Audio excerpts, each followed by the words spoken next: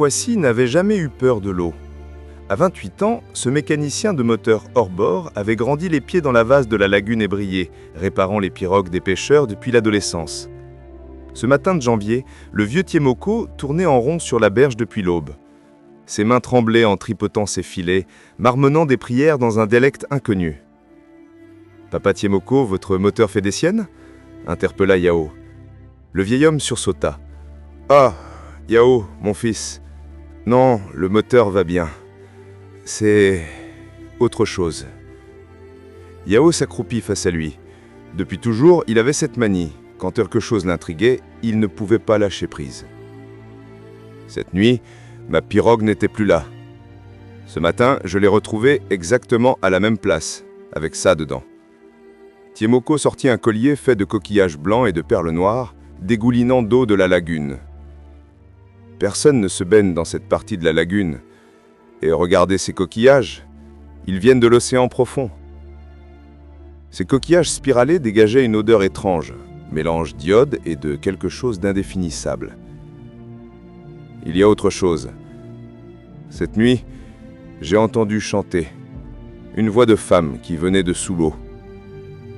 Tiemoko sortit un poisson de son panier. L'animal portait sur ses flancs des entailles parfaitement régulières, comme des scarifications rituelles, et ses yeux étaient d'un blanc laiteux. « Papa, il faut prévenir les autorités sanitaires. »« Non, mon fils, ce n'est pas une pollution. » Le vieux pêcheur se leva péniblement. « C'est un avertissement. Quelque chose se réveille dans les profondeurs. » La curiosité de Yao s'enflamma. Pour la première fois depuis des années, il avait un vrai mystère à élucider. Cette nuit-là, Yao ne parvenait pas à dormir. Vers 3 heures du matin, il se dirigea vers la berge. La lagune était un calme parfait sous la lune gibbeuse. Au début, il n'entendit que le clapotis habituel. Puis, progressivement, il perçut un son rythmé qui montait des profondeurs, comme un battement de cœur amplifié. Il se pencha vers l'eau sombre, son reflet ondulait à la surface, mais quelque chose n'allait pas. L'image semblait décalée, comme si quelqu'un d'autre le regardait depuis le fond. Soudain, des bulles remontèrent à la surface. Des cercles concentriques s'élargissaient comme si une pierre venait d'être jetée. Mais Yao n'avait rien vu tomber. Il plongea la main dans l'eau. Aussitôt, il la retira avec un cri étouffé. L'eau était glacée et il avait eu l'impression distincte que quelque chose avait effleuré ses doigts. En remontant sa main, il découvrit qu'un cheveu s'était enroulé autour de son poignet. Un cheveu humain, long et noir, qui sentait le fond des mers. Le lendemain, Yao se rendit chez Kone Brahima, l'instituteur du village. Si quelqu'un pouvait l'aider à comprendre ces phénomènes, c'était bien lui. « Regardez ça !» Yao posa le cheveu mystérieux sur la table. Brahima chaussa ses lunettes et l'examina. « Bizarre, il a une texture particulière, presque écailleuse. » Brahima se dirigea vers sa bibliothèque et sortit un vieux cahier relié de cuir. « Mon grand-père était griot. Il m'a transmis les anciennes histoires de notre région. » Il ouvrit le cahier. « Nyamienne, la mer des profondeurs, règne sur les eaux depuis la nuit des temps. Elle peut prendre forme humaine ou animale selon sa volonté. Ceux qui la voient sont marqués à vie car ils deviennent les gardiens de ses secrets. Vous croyez vraiment à ces légendes? Mes ancêtres ont vécu ici pendant des siècles, sans problème. Ils respectaient certaines règles. Puis la modernité est arrivée et nous avons oublié. Mais peut-être que certaines forces n'ont pas oublié. » Il referma le cahier. « Depuis une semaine, j'ai reçu 3 récits similaires aux tiens. » Adjoa, la vendeuse de poissons, le jeune Kofi du village voisin, et même sergent Kofi de la gendarmerie. Tous décrivent les mêmes phénomènes. Brahima se pencha vers lui. « Je pense qu'il se passe quelque chose d'important. Et ton instinct de chasseur de mystères pourrait nous être utile. Que proposes-tu ? » Une enquête systématique. Si c'est un phénomène naturel, nous trouverons une explication rationnelle. Si c'est autre chose, alors nous vivrons peut-être la plus grande aventure de notre vie. Yao commença son enquête par Adjoa, la vendeuse de poissons du marché. Cette femme d'une 50aine d'années n'était pas du genre à inventer des histoires.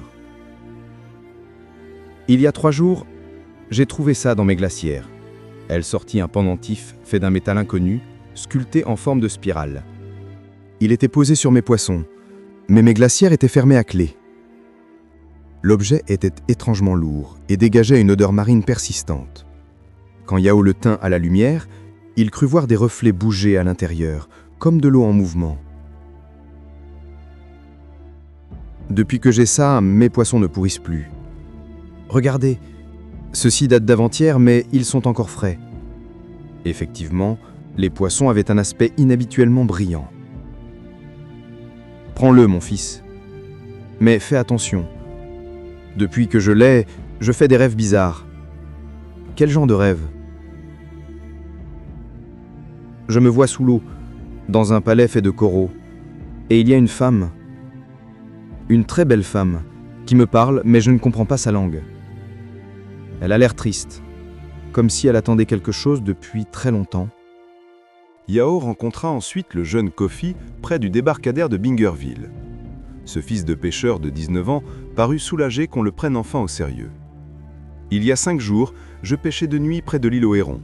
Vers minuit, j'ai vu une lumière sous l'eau. Elle bougeait, se rapprochait de ma pirogue. Kofi marqua une pause. Puis, l'eau s'est mise à bouillonner et j'ai vu quelque chose remonter. C'était comme une femme, mais pas tout à fait.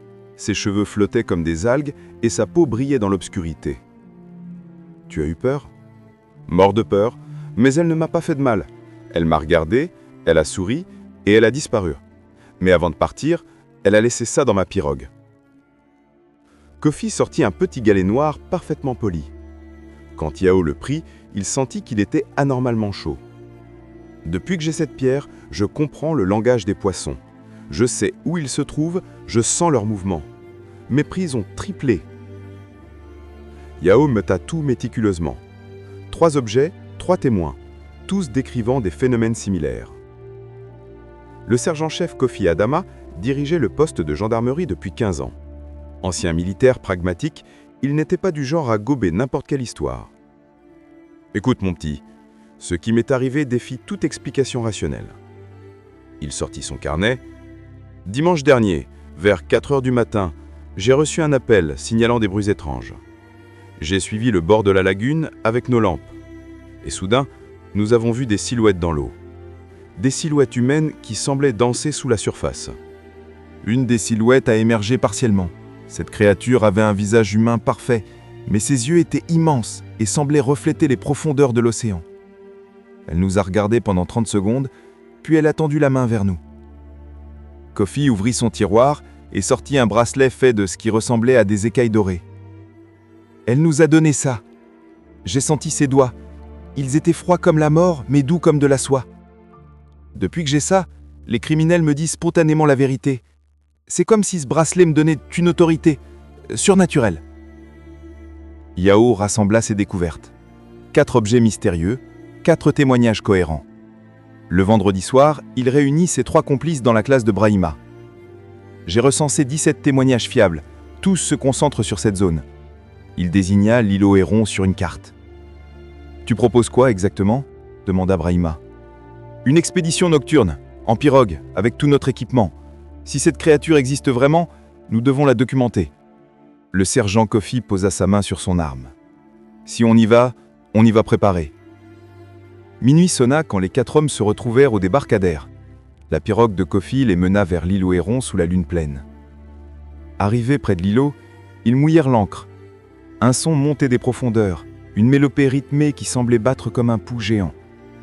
L'eau autour de leur pirogue commença à phosphorer, dégageant une lumière bleu-verte. Soudain, l'eau se mit à bouillonner. Une forme remonta lentement précédée d'un halo lumineux qui s'intensifiait. Puis, dans un mouvement d'une grâce surnaturelle, elle émergea. Yao eut le souffle coupé. La créature dépassait en beauté tout ce qu'il avait pu imaginer. Grande, élancée, d'apparence féminine.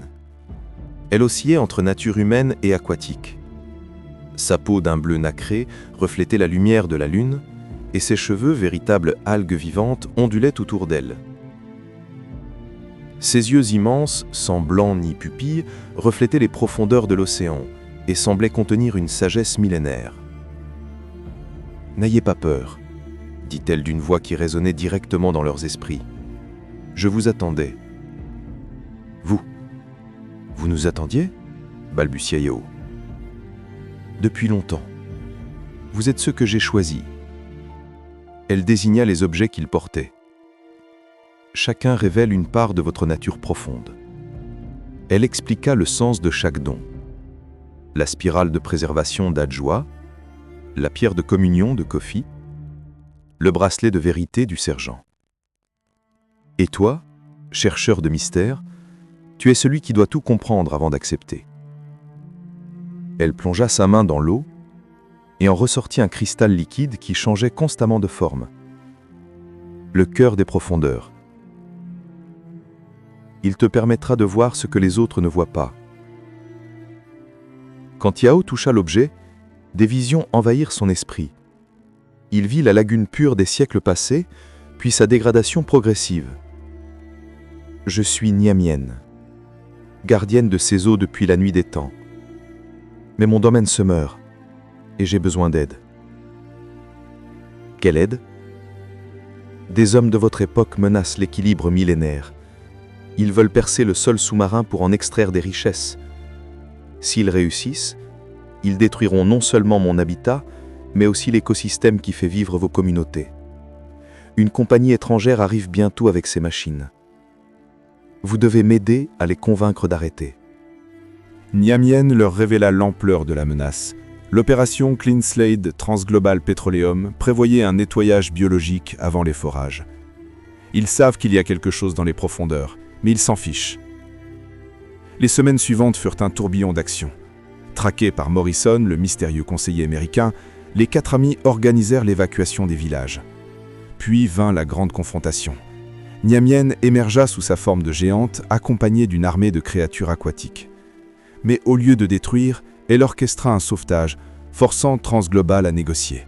« Je ne veux pas la guerre, dit-elle finalement. Je veux un partenariat. » Ce fut le début d'une révolution. Yao devint le premier médiateur entre l'humanité et les forces élémentaires, négociant des accords qui transformèrent l'industrie mondiale. 6 mois plus tard, à la tribune de l'ONU, il annonça la création de l'Organisation mondiale de médiation élémentaire. L'humanité avait appris à coexister avec les gardiens de la nature. Mais ce n'était que le commencement, car Niamienne lui révéla qu'il existait d'autres mondes, d'autres dimensions, d'autres mystères à élucider. L'ancien mécanicien curieux était devenu l'ambassadeur officiel entre l'humanité et toutes les formes de vie conscientes de l'univers. En levant les yeux vers les étoiles, Yao toucha son cristal et murmura « Je suis prêt ». L'aventure ne faisait que commencer. 10 ans plus tard, le vieux conteur Yao s'assit sous le grand fromager de Kumasi, entouré d'enfants aux yeux brillants.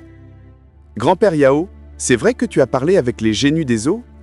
Yao sourit. « Mes enfants, je vais vous raconter une histoire. L'histoire d'un jeune homme curieux qui n'avait pas peur des mystères. Autour de lui, la lagune scintillait.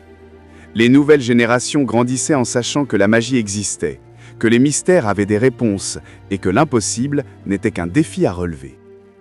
Et quelque part dans les étoiles, d'autres mystères attendaient de futurs chasseurs d'impossibles.